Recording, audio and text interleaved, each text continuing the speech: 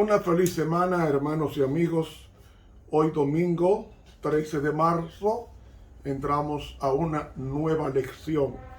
La lección número 12, recibir un reino inconmovible, para memorizar. Así que, recibiendo nosotros un reino inconmovible, tengamos gratitud y mediante ella sirvamos a Dios agradándole con temor y reverencia. Hebreos 12:28. Amoroso Padre que estás en los cielos, nos hemos acercado a Sión. Permítenos permanecer en ella, de tal manera que esa colina, un tipo del cielo, sea preservada como aspiración para ver tu rostro cuando vengas de gloria y moremos eternamente contigo. Es en tu nombre que te lo pedimos. Amén. Amén. Para hoy domingo, os habéis acercado al monte de Sión. Para poder hablar del monte de Sión y poder entender mejor a Hebreos 12 del 22 al 24, quiero indicar que el monte de Sión fue el nombre que se le dio a la colina sudoriental de la ciudad que con el tiempo llegaría a ser Jerusalén, y sobre la cual se hallaba la antigua fortaleza jebusea que tomó David y a la cual le dio el nombre de Ciudad de David en 2 Samuel capítulo 5. Ese monte de Sión se encuentra entre los valles del Cedrón y Tiro Peón, que se encuentra al sur de la colina donde estaba emplazado el templo.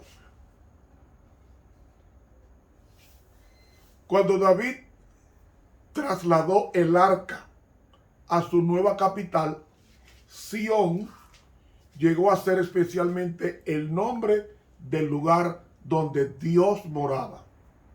Por tanto, se lo usó para referirse a la colina nororiental después que Salomón construyó el templo allí y trasladó el arca hasta ese lugar, de acuerdo a 1 Samuel capítulo 8.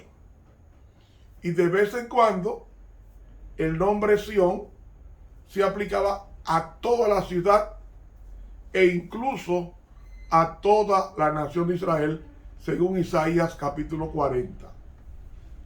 También se le daba a los habitantes de la ciudad de Jerusalén el nombre de hijos e hijas de Sión en el Salmo 48, en Isaías 1, en Zacarías 9, etc. Y se dice que la iglesia del Nuevo Testamento, la legítima sucesora del pueblo de Dios del Antiguo Testamento, se ha acercado al monte de Sión, que nos dice Hebreos el capítulo 12. Y finalmente el monte de Sión se le da ese nombre al lugar donde Juan vio a los 144,000 que estaban con el Cordero en Apocalipsis capítulo 14. Entonces hemos visto lo que es el monte de Sión, el lugar que llegó a ser el asiento del templo y donde Dios moraba permanentemente en el templo, específicamente en el lugar santísimo. El apóstol Pablo, en consecuencia, nos dice lo siguiente con relación al monte de Sión. En Hebreos el capítulo 12, comenzando en el versículo 22 y se extiende hasta el 24. Mas os habéis llegado al monte de Sión y a la ciudad del Dios vivo, Jerusalén la celestial, y a la compañía de muchos millares de ángeles. Esto nos está diciendo que nosotros nos hemos acercado a ese monte a través del sumo sacerdote, que es Jesús, que es nuestro representante en las cortes del cielo. Seguimos leyendo. Y a la congregación de los primogénitos que están alistados en los cielos, y a Dios el juez de todos, y a los espíritus de los justos hechos perfectos. ¿Ven? Nosotros nos hemos acercado a Sión. ¿Cómo nos acercamos a Sión? Nos acercamos a Sión a través de la presencia permanente de Cristo en el santuario celestial, y agrega en compañía de miríadas de ángeles. Y luego el 23 nos dice, y a la congregación de los primogénitos. ¿Quiénes son los primogénitos? Los primogénitos son aquellos que aceptaron la primogenitura. Antiguamente, la primogenitura estaba vinculada a la escogencia de Dios de esa persona para ser su representante, o en su defecto, ser la persona que heredaba las promesas de sus padres, como también la herencia económica y también la herencia espiritual. Un primogénito pasó a ser luego la escogencia de Dios de una familia. El primero se escogía como el más relevante con un propósito. Pues Cristo es el primogénito, porque fue escogido con un propósito: representar a toda la familia. Así como en la tierra, el primogénito heredaba del Padre los beneficios de esa primogenitura. Cristo pasa a ser nuestro primogénito en el sentido de que Él hereda del Padre todas las bendiciones que tiene que ver con su pueblo. Y en consecuencia, al ser primogénito, da a entender que nosotros no estamos solos en la presencia de Dios Padre. El primogénito nos representaba, y además es bueno destacar que el primogénito, en forma figurada, indica rango, preeminencia de carácter. De ahí que entre los antiguos hebreos el primogénito tenía una posición de importancia especial de acuerdo con las costumbres bien definidas y leyes dadas por Dios. Esa posición estaba íntimamente ligada al derecho de la primogenitura y a sus privilegios especiales, que incluían no solo una porción favorecida de la herencia, sino también ciertas bendiciones y responsabilidades espirituales en la familia.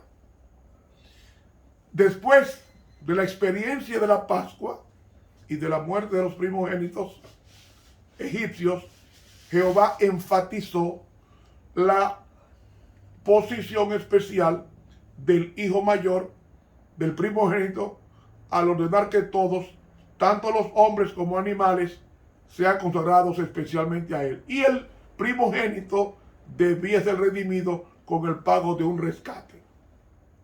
Entonces, los israelitas tenían que recordar la liberación de estos dentro del pueblo de Dios durante la noche de la Pascua en Egipto, lo que indicaba que Cristo es el primogénito simbólico, porque el cordero pascual se comió aquella noche, un día antes de partir de Egipto al desierto.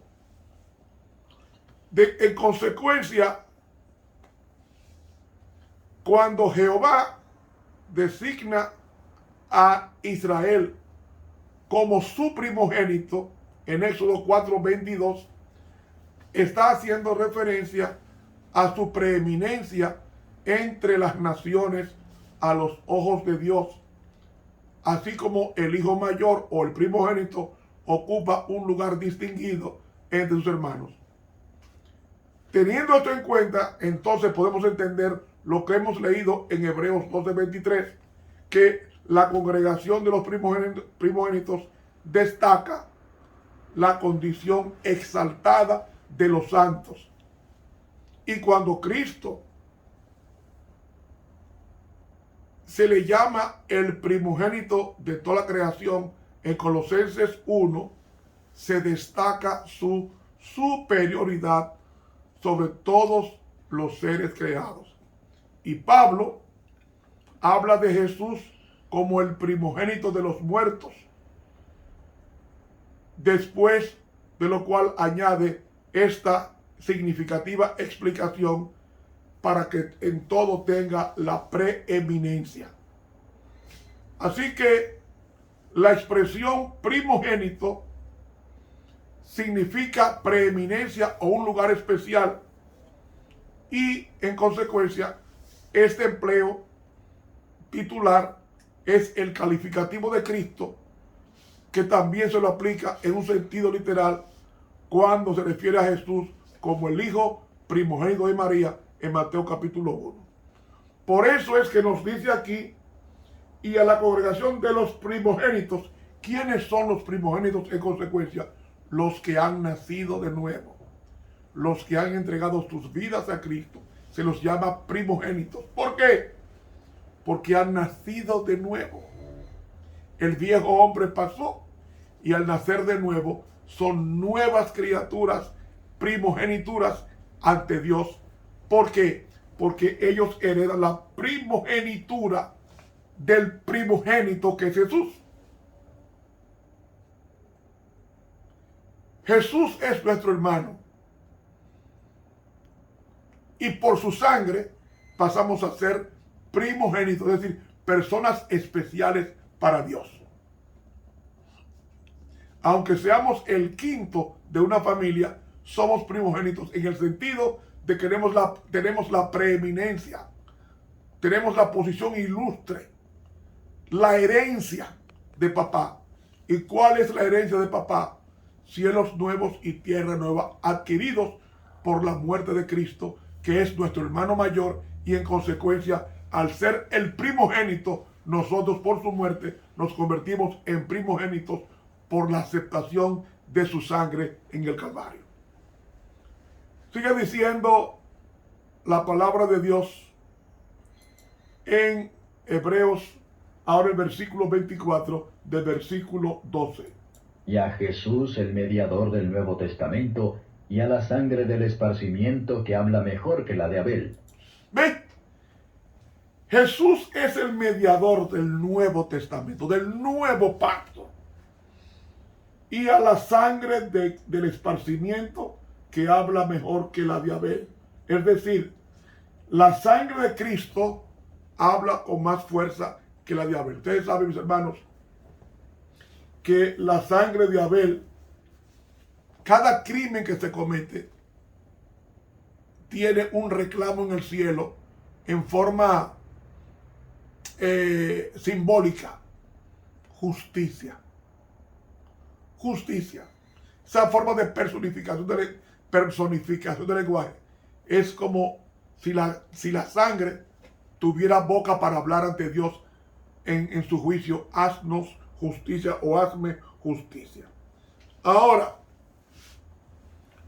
¿cómo en consecuencia nos hemos acercado al monte de Sión? Nos hemos acercado a través de nuestro representante en el monte de Sión. Si nosotros nos vamos al libro de Salmo, capítulo 48, oiga lo que dice el versículo 1 y el 2. Grande es Jehová y digno de ser en gran manera alabado en la ciudad de nuestro Dios, en el monte de su santuario. Hermosa provincia, el gozo de toda la tierra. Es el monte de Sión, a los lados del norte, la ciudad del gran rey. ¿Ven? El templo de Salomón estaba en Sión.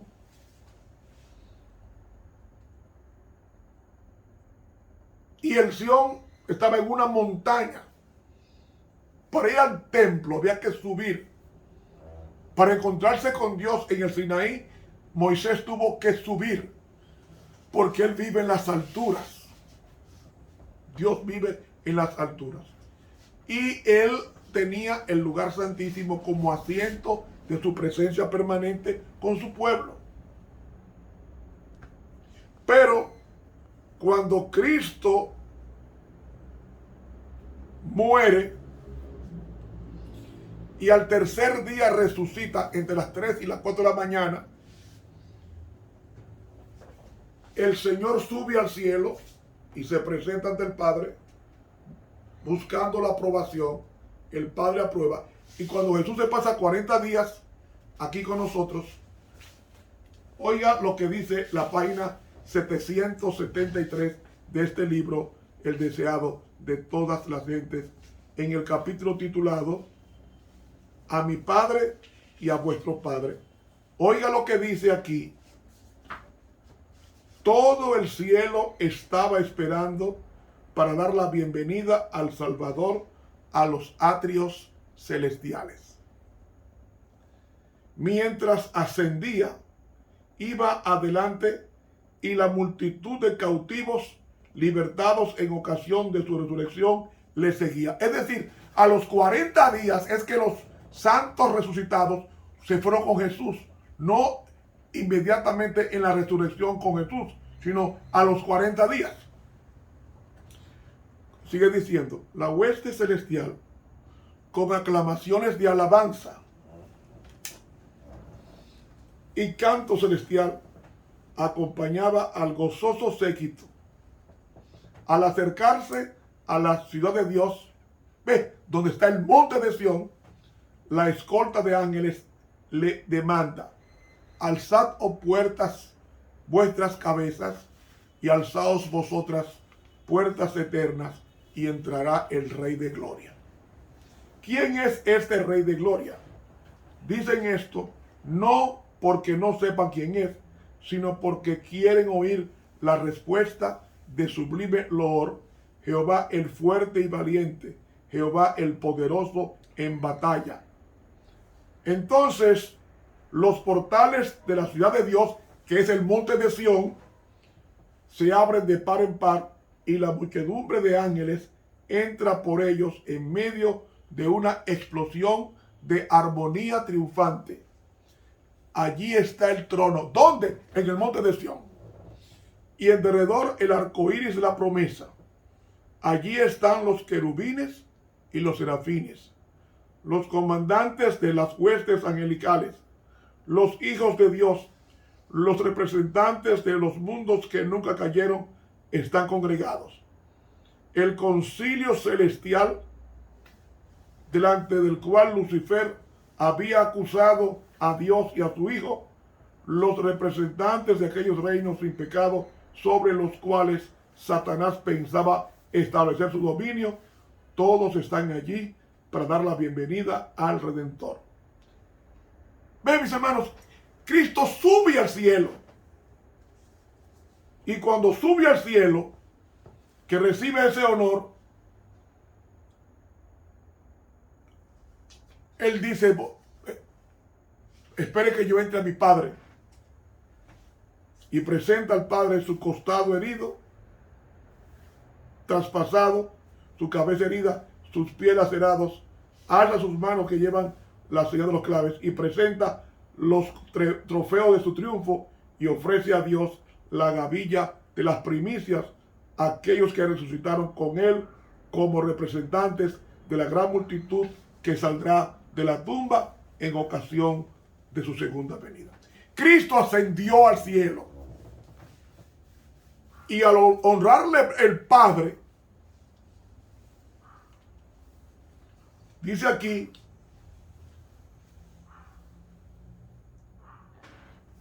se oye entonces la voz de Dios proclamando que la justicia está satisfecha. Satanás está vencido. Los hijos de Cristo que trabajan y luchan en la tierra son aceptos en el amado. Delante de los ángeles celestiales y los representantes de los mundos que no cayeron son declarados justificados. Donde Él esté, allí estará su iglesia. Hermanos, eso fue lo que pasó cuando Cristo ascendió al cielo. Y entonces el Padre, según este libro, Hechos de los Apóstoles, en el primer capítulo, en el capítulo 3, en el capítulo Pentecostés, que es el capítulo 4, dice ella, cuando Cristo entró por los portales celestiales, fue entronizado en medio de la adoración de los ángeles. Tan pronto como esa ceremonia terminó, el Espíritu Santo descendió sobre los discípulos en abundantes raudales y Cristo fue de veras glorificado con la misma gloria que había tenido con el Padre desde la eternidad. Atención, el derramamiento pentecostal era la comunicación del cielo de que el Redentor había iniciado su ministerio celestial.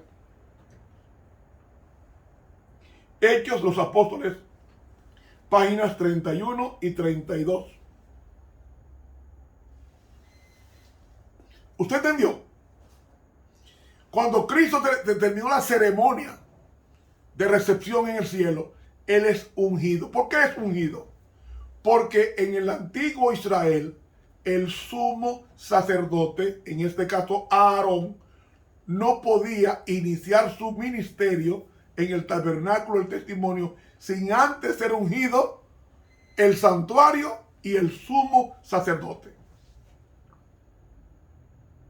Y se pasó 7 días separado de todo hasta ser ungido a Aarón y sus hijos como sacerdotes para presentar las ofrendas a Dios de su pueblo. Pues Cristo es nuestro representante en las cortes celestiales si le hemos aceptado como nuestro único Salvador personal. Ahí nos convertimos en primogénitos de Él. Y al convertirnos en primogénitos de Él, entonces, por su presencia en el cielo, Él nos representa y con Él nosotros estamos en el cielo, en su persona. Cristo me representa en las cortes celestiales y al representarme es como si yo estuviera en forma presencial ante Dios Padre y ante todos los ángeles, querubines y serafines. Por eso es que me está diciendo aquí que os habéis allegado al monte de Sión, a la ciudad del Dios vivo, que es el lugar donde nosotros pensamos ir, porque Apocalipsis capítulo 14 nos dice que los redimidos van a estar en el monte de Sión, y el monte de Sión implica la presencia de Dios con su pueblo, cuando dice aquí, capítulo 14, versículo 1, y miré, y he aquí el Cordero estaba sobre el monte de Sión, y con él 144,000 que tenían el nombre de su Padre escrito en sus frentes. Según Éxodo 34, el nombre de Dios es el carácter. Va a tener impregnado el nombre de Dios en sus frentes, donde se elaboran los pensamientos para formar el carácter. Por eso decimos que al estar nosotros en forma presencial en la persona del sumo sacerdote llamado Jesucristo, pues esto nos dice que al comenzar Cristo el sacerdocio, Todos los que han aceptado a Cristo están presentes ante el Padre y Él nos va a defender ante las acusaciones del diablo en la tierra contra Dios en el cielo. Hermanos, así que hubo una fiesta cuando Jesús ascendió al cielo, según el deseado de toda la gente, página 773, y según el libro Hechos de los Apóstoles, página 32, 31 y 32, dice que tan pronto Cristo ascendió al cielo y recibió la adoración, fue derramado el Espíritu Santo sobre él, que era el aceite que se derramaba sobre el sumo sacerdote cuando era ungido. Y ese aceite era el Espíritu Santo, simbolizado, que lo recibió la iglesia en el aposento alto en Hechos capítulo 2. Se nos fue el tiempo. Mañana continuamos con este estudio. Estuvo contigo el profesor Ramón Romero, quien te pide a que te suscribas a nuestro canal de YouTube, Ramón Romero, y dele clic a la campanita. Dios los bendiga.